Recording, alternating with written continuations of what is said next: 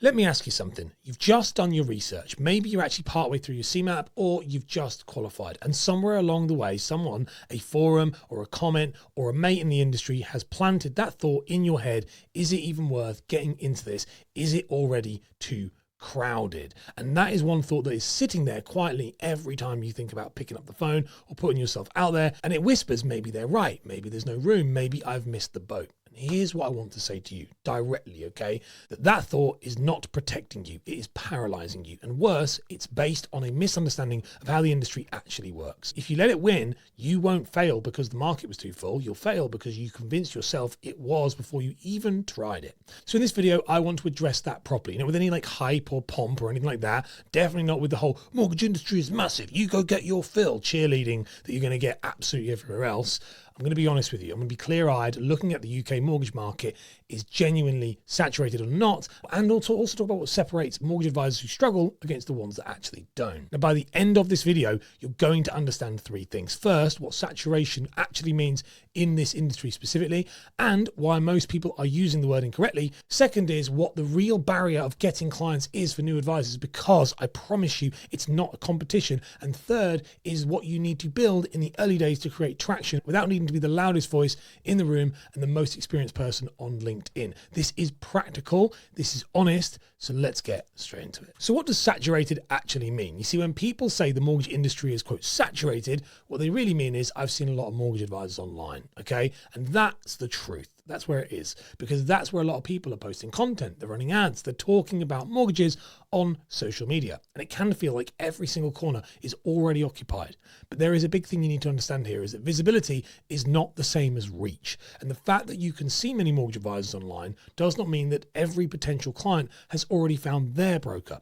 Far from it. There are roughly around 30,000 registered mortgage advisors in the UK. That sounds like a lot until you consider that in a single year, hundreds of thousands of mortgage transactions take place. Remortgages, first-time buyers, home movers, buy-to-let investors.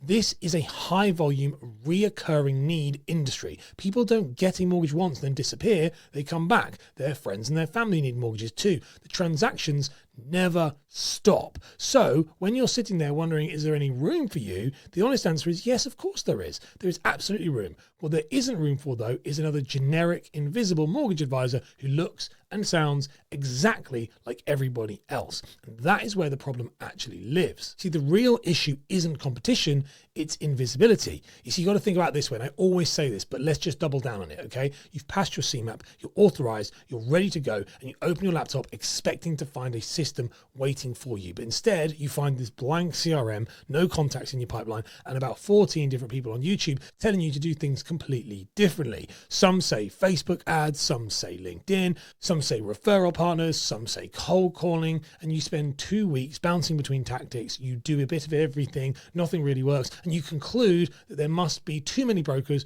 already doing this thing. But that's not what's happened, okay? What's actually happened is that you had no structure. There was no clear positioning. You had no defined way of telling people what you do, who you help, and why they should trust you over the person down the road. The market didn't reject you. You just hadn't given it a reason to choose you.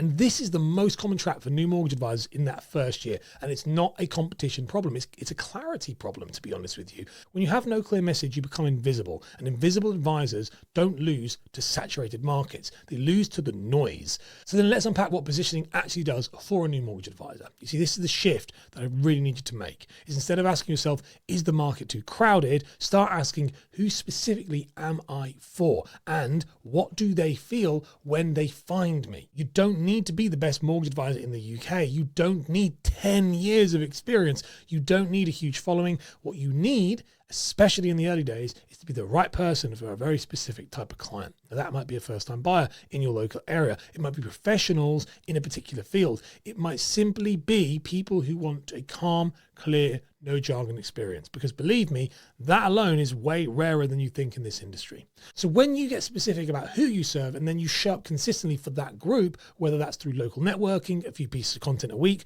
or a clear referral strategy, you stop competing with the 30,000 other advisors and you start being the obvious choice for the people who are looking for exactly what you offer. Now, that's not a scale play, not at all. That's not a viral strategy. It's just clarity applied to consistency over time.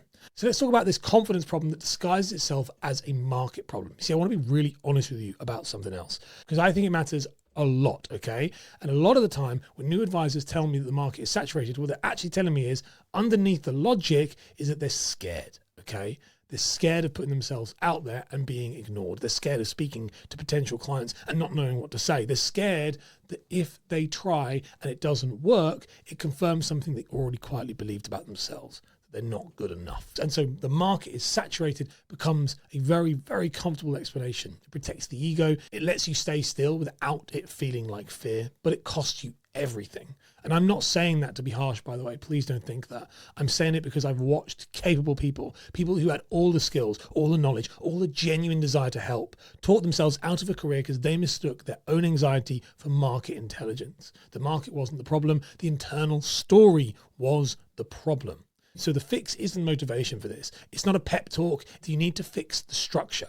When you have a clear first conversation framework, a way of introducing yourself, understanding a client's situation and explaining what you do, the anxiety is going to drop. Not because you become more confident in the abstract, but because you actually removed all of the unknown. Okay, you now know what you're going to say. You know what's coming next. That clarity, that process is what builds real confidence over time. So let me give you something really tangible, okay? If you're in your first few months as a mortgage advisor, here's what actually moves the needle. So not the noise, not the tactics, not the chase the leads before you're ready. The first thing you should be doing is to get your discovery call conversation locked in, okay? Before you worry about where your clients are coming from, you need to know exactly what you say when someone sits in front of you. You need to practice it, script it, refine it. Most new advisors skip this step entirely, completely, and they wonder why they feel nervous on calls. You wouldn't perform a piece of music without rehearsing it. Don't perform your client conversations unprepared either, okay? The second thing is to build one relationship channel, just one, okay, before you build 3 of them.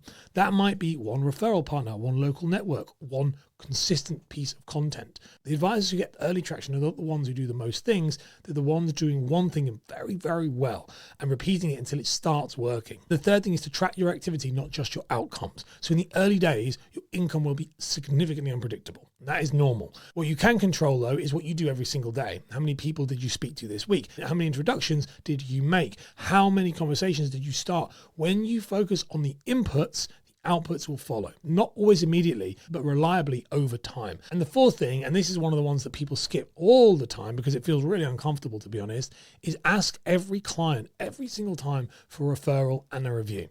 Most advisors, they don't do it because it feels awkward. But if you've done a good job for somebody, asking them to tell another person is not pushy. It's actually professional. It's the simplest growth engine that you have in your year one, and it costs you absolutely nothing. So is mortgage brokering saturated in the UK? No, but the permission structure that keeps people from trying, the story that says there's no room, that everybody else has figured it all out and that there's too late for you, that's absolutely everywhere. And if you let it take root, it will cost you more than any competitor is ever going to take from you. If you want to know what that kind of first year as a mortgage advisor looks like, then check out this deep dive video that I've done where it breaks down exactly what you can expect, all of the highs, all of the lows, so you can really weather it and be successful. Give it a click.